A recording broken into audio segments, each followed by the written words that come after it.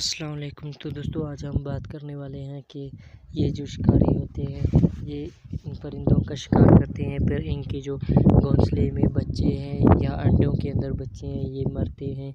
तो इधर मैं आप लोगों को इसे लाइव दिखा रहा हूँ, तो देख सकते हैं स्क्रीन पर ये जो दो अंडे देख रहे हैं, ये अंडे एक घोंसले में थे जहाँ एक अंडे से 4 अंडे थे, एक सड़ गया था। तो 2 अंडों में से बच्चा बाहर आया था, मतलब कि एक अंडे से बच्चा बाहर आया था, दूसरे से आने वाला था। तो मैंने क्या किया, वहाँ जो बच्चा था मैंने वही छोड़ दिया। मुझे लगा कि इनका जो मेल और फीमेल है दोनों ज़िंदा हैं, लेकिन इसका जो पहले इन्होंने अंडा दिया था उस टाइम इसके मेल को किसी शिकारी ने मारा।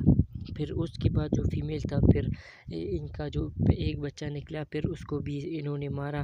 फिर अभी देख रहे हैं ये जो घोंसला मैंने देखा हुआ था कि वहाँ से मैंने वो अंडे लाए और इस घोंसले में रख रहा हूँ। अभी ये जो बच्चे हैं ये मर गए हैं। अभी इनमें से एक बच्चा अभी ज़िंदा है जो कि मैंने घोंसले में रखा। और वहाँ जो घोंसले में जो बच्चे थे उन्हें चींटियों ने मतलब कि ऐसे काट के खा रहे थे।